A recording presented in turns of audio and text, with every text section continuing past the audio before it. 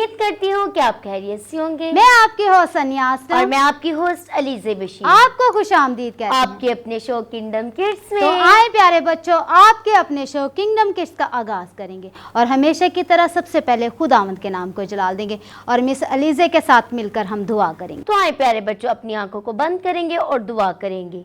Hallelujah. ज़मीन और आसमान के खालिक और मालिक, दिल और दिल की गहराइयों से यहोवा पाक खुदा जी तेरी शुक्रगुजारी करती हूँ, शुक्रगुजारी करती हूँ यहोवा पाक खुदा जी किंगडम किड्स के लिए, किंगडम किड्स के टीचर्स के लिए।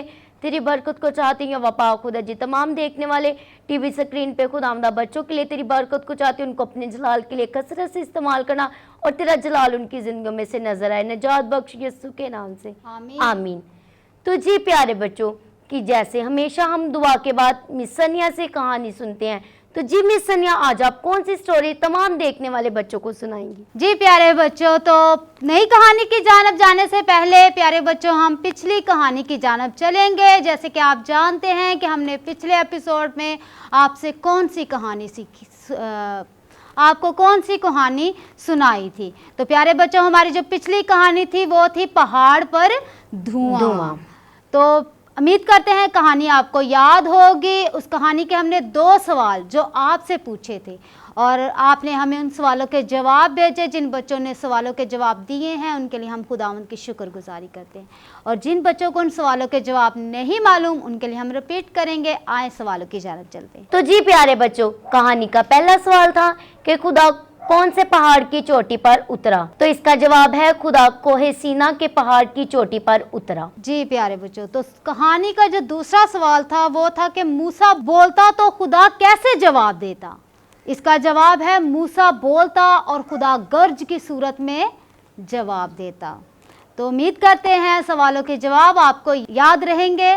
तो आए नई कहानी की जानब चलते हैं। तो प्यारे बच्चों, हमारी आज की जो नई कहानी है वो है खुदा के 10 हुक्म। बहुत सारे बच्चों को खुदा के 10 हुक्म आते होंगे कि संडे स्कूल में टीचर सिखाती हैं, तो सारे बच्चों को 10 हुक्म आते होंगे। आज हम उसकी कहानी भी सुनेंगे कि वो किस तरह से 10 हुक्म वो खुदा ने मूसा को दिए और हम तक पहुंचे। तो आए प्यारे बच्चों कहानी की जानब चलते हैं। तो पिछली कहानी में प्यारे बच्चों हमने सीखा था कि एक पहाड़ था जो धुएं से भरा था और खुदा उस पहाड़ पर उतरा और उस खुदा ने क्या किया, मूसा को मुलाकात के लिए बुलाया। तो आज की जो नई कहानी है, जब मूसा पहाड़ पर खुदा से मुलाकात के लिए जाता है तो क्या होता है, खुदा ने इस्राएलियों को 10 हुक्म दिए ताकि वो क्या करे, उसका हुक्म माने।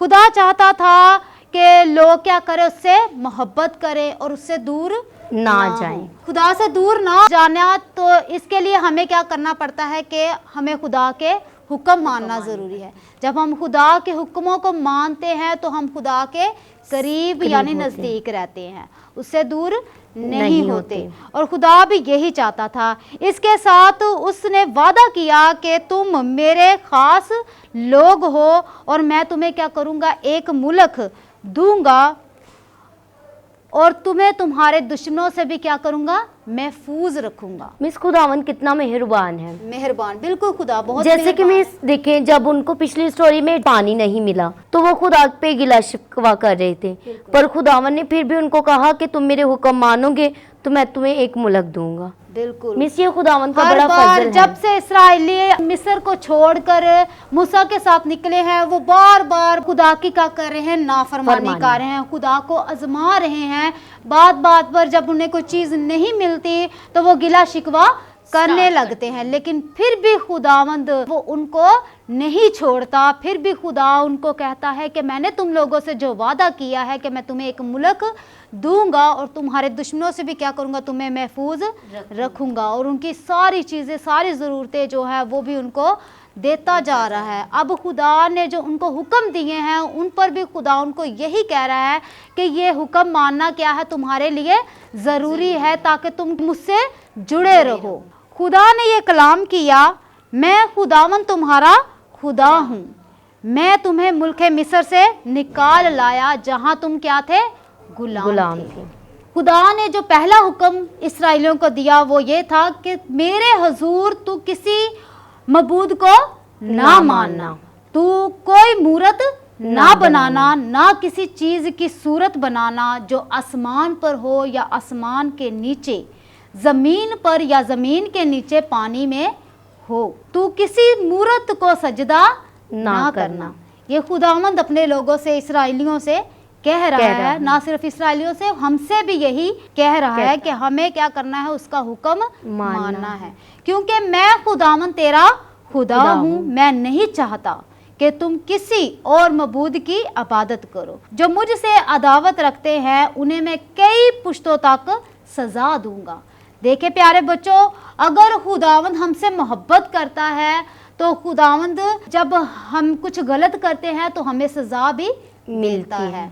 बिल्कुल, इसके बारे में हमने पिछली कहानियों में सीखा और सुना भी है किस तरह से लोगों ने नाफरमानी की और पानी का बहुत बड़ा तूफान आया। तो जी मिस, हम कभी अपने माँ बाप की बात ना माने तो हमें मारते भी हैं। बिल्कुल, जैसे वो हमें सजा देते हैं, ऐसे खुदा अगर हमसे प्यार करता है तो वो हमें सजा भी देगा। बिल्कुल मिस, बिल्कुल ठीक कह रही हैं कि जैसे हमारे पेरेंट्स हमसे प्यार करते हैं, हम अपने पेरेंट्स से प्यार करते हैं, लेकिन फिर भी प्यारे बच्चों, जब हम गलती करते हैं तो हमें डांट भी पड़ती है और हमारी पिटाई भी होती है। कई बच्चों की तो अच्छी खासी पिटाई हो जाती है जो बहुत ज्यादा शरारती या तंग करते हैं। बिल्कुल, तो इसी तरह से खुदा अगर हमसे प्यार करता है तो वो हमें सजा भी देता है।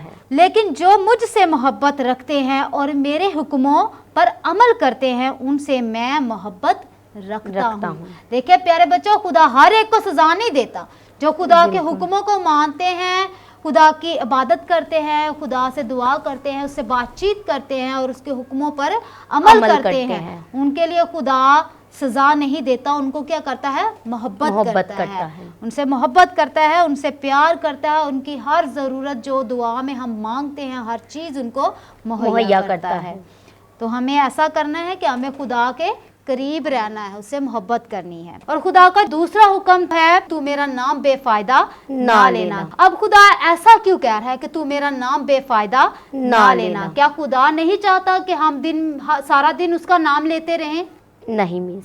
तो फिर क्या वजह है? मिस, खुदा का नाम लेने का भी एक टाइम है। खुदा का नाम लेने का एक टाइम है, लेकिन खुदा इसलिए कह रहा है क्योंकि बाज लोग ऐसे हैं जो बात बात पर बुरा काम करते हैं, लेकिन जब वो पकड़े जाते हैं तो खुदा के नाम को बदनाम करते हैं, कसम खाना शुरू कर देते हैं। मगर मिस, खुदा के कलाम में लिखा है कसम नहीं खानी चाहिए। लेकिन छोटे बच्चों जब वो पकड़े जाते हैं ना तो वे मिस करते हैं बाय गॉड। लेकिन ये बच्चों गलत है।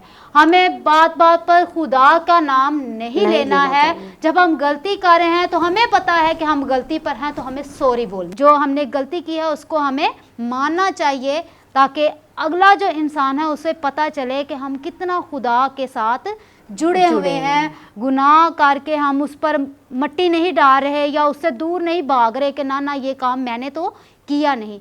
कोई बात नहीं, अगर आपसे गलती हुई है आप उस बात को तस्लीम करें, सामने वाला शख्स ज़रूर आपको माफ़ करेगा। बिल्कुल वैसे ही जैसे हम गलती करते हैं और खुदा से जब माफ़ी मांगते हैं तो वो हमें माफ करता है, क्योंकि खुदा के कलाम में लिखा है तुम माफ करो, तुम्हें भी माफ करने वाला शख्स बहुत बड़ा होता है। माफ करना जो है वो इतना आसान नहीं होता, लेकिन जब हम माफ करते हैं तो हम खुदा के काफी नजदीक हो जाते हैं और दूसरे इंसान के लिए भी एक नमूना वो हम छोड़ते हैं। तो प्यारे बच्चों, हमें दूसरों को माफ करना चाहिए और खुदा का नाम बेफायदा नहीं लेना चाहिए। मैं खुदावंद तेरा खुदा हूँ, जो मेरा नाम बेफायदा लेता है मैं उसे सजा दूंगा। देखिए खुदावंद भी यही कह रहा है कि मैं खुदावंद तेरा खुदा हूँ और जो मेरा नाम बेफायदा लेता है मैं उसे क्या करूंगा, सजा दूंगा। तो प्यारे बच्चों, हमें खुदा के हुक्मों को ना मानने से सजा ही नहीं मिलती, बल्कि जब हम खुदा का नाम बेफायदा लेते हैं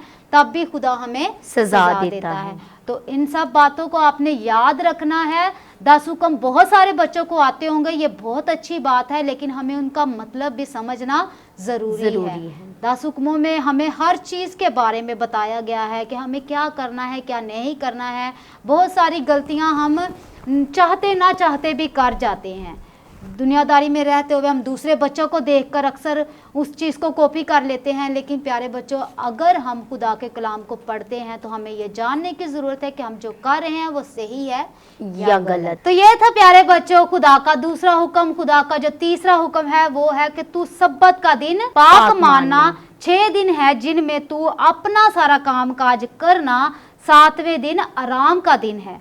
खुदावंद अपने खुदा की ताजीम करने के लिए तू उस दिन को कोई काम ना करना, ना तू, तेरे बच्चे, ना तेरे नौकर, ना तेरे मुआशी, ना कोई पड़ोसी जो तेरे घर में मुसाफिर है। 6 दिन में खुदा ने ज़मीन और आसमान और समंदर और जो कुछ उसमें है बनाया, 7वें दिन उसने आराम किया।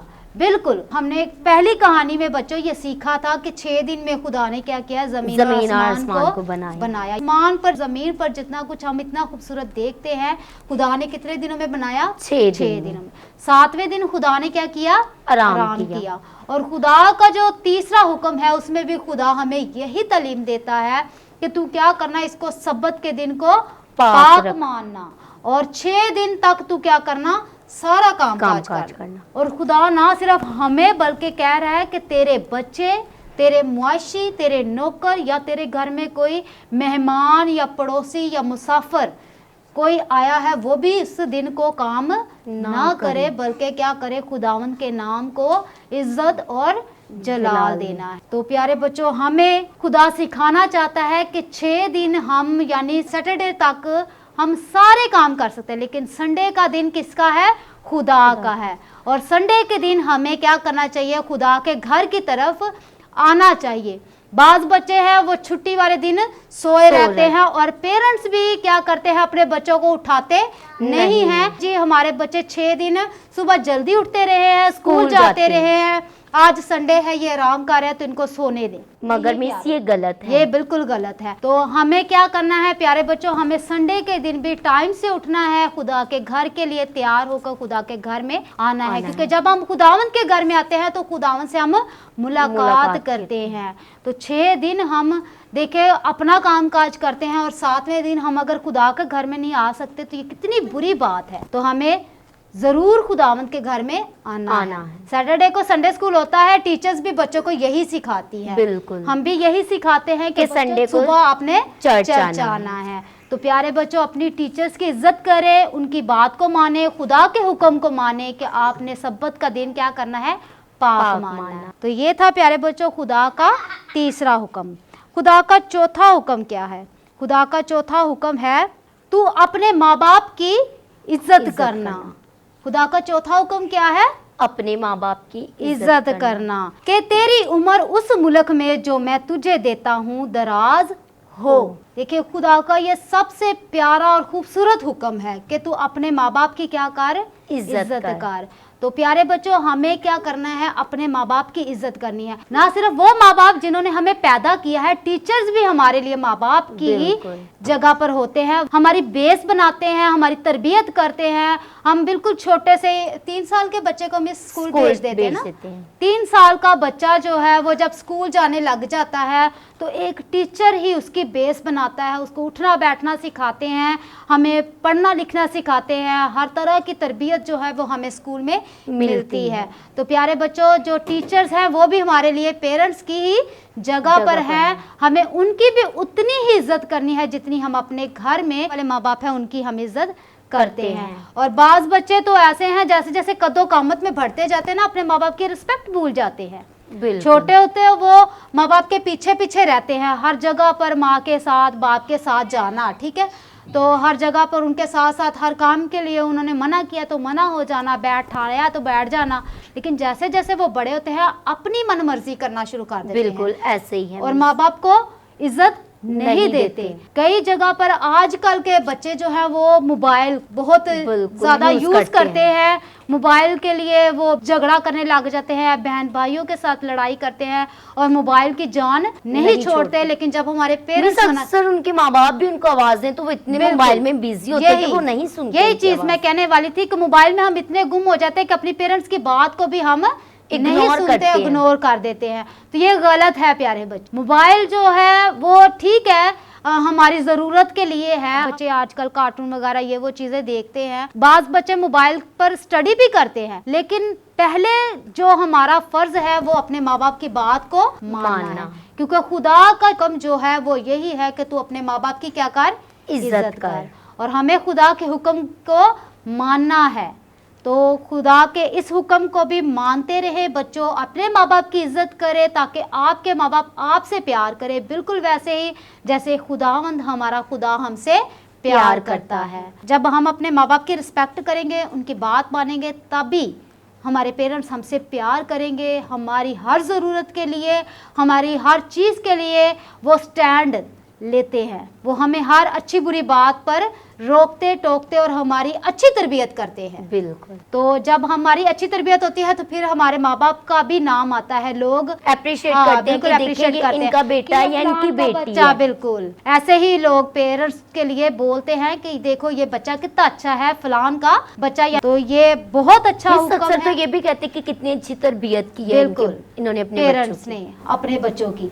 तो ये हमें याद रखना है कि हमारे बैठने उठने के, हमारे किरदार, किसकी तरबियत वाज़ेह होती है? हमारे माँ बाप की। तो अपने माँ बाप की इज्जत का ख्याल रखें और अपने माँ बाप की बात को जरूर मानें। तो जी प्यारे बच्चों, खुदा का जो 5वां हुक्म है वो है कि तू खून ना करना। तो प्यारे बच्चों, खुदा ये क्या कह रहा है कि तू खून ना करना। खून ना करना यानी कई बार हम किसी से झगड़ा हो जाता है, लड़ाई हो जाती है, हम उस आदमी पर जुल्म कर देते हैं कि उसकी जान भी चली जाती। सजा देने का हक सिर्फ खुदा को है। हमें खुदा ने माफ़ करने की तरबियत दी है, माफ़ करने का हुक्म दिया है। तो प्यारे बच्चों, अगर झगड़ा हो भी जाता है तो ज़रूरत इस बात की कि आप सामने वाले को क्या करें? माफ़ करें, या झगड़ा उस हद तक करें कि किसी को तकलीफ या नुकसान ना पहुंचे। तो प्यारे बच्चों, आज की कहानी में हम खुदा के सिर्फ 5 हुक्म सीखेंगे। आपने ये 5 हुक्म याद रखने हैं। तो प्यारे बच्चों, पार्ट 2 में हम खुदा के अगले 5 हुक्म खुदा ने मूसा को पहाड़ पर दिए, उनके बारे में सीखेंगे। तो इन 5 हुक्मों के मुतालिक जो आज के 2 सवाल हैं वो आपके सामने। पहला सवाल कि खुदा का दूसरा हुक्म कौन सा है? इसको हम दोबारा से रिपीट करेंगे कि खुदा का दूसरा हुक्म कौन सा है। जी प्यारे बच्चों, ये था आज की कहानी का पहला सवाल। तो आज की कहानी का जो दूसरा सवाल है कि खुदा का चौथा हुक्म कौन सा है। तो प्यारे बच्चों, इन दोनों सवालों के जवाब आपने हमें जरूर देने हैं। तो आए प्यारे बच्चों, अपने एपिसोड को आगे बढ़ाएंगे और हमेशा की तरह आज की आयत को सीखेंगे मिस अलीजे के साथ। खरूज की किताब उसका 20 बाब और उसकी 20 आयत। मूसा ने लोगों से कहा कि डरो मत, क्योंकि खुदा इसलिए आया है कि तुम्हारा इम्तिहान करे और तुमको इसका खौफ हो ताकि तुम गुनाह ना करो। आमीन। तो जी प्यारे बच्चों, जैसे कि हम हमेशा की तरह आयत के बाद गीत को सीखते हैं, तो जी मिस सनिया, आज आप कौन सा देखने वाले बच्चों को गीत सिखाएंगे? जी प्यारे बच्चों, जो आज का हमारा खूबसूरत गीत है वो है टेलीफोन टू जीसस। तो जी प्यारे बच्चों, जो आज का हमारा खूबसूरत गीत है वो है टेलीफोन टू जीसस। तो आए प्यारे बच्चों, मिलकर इस गीत को सीखेंगे और गाएंगे। Telephone to Jesus, telephone to Jesus, telephone to Jesus every day. Hello, telephone to Jesus, telephone to Jesus, telephone to Jesus every day.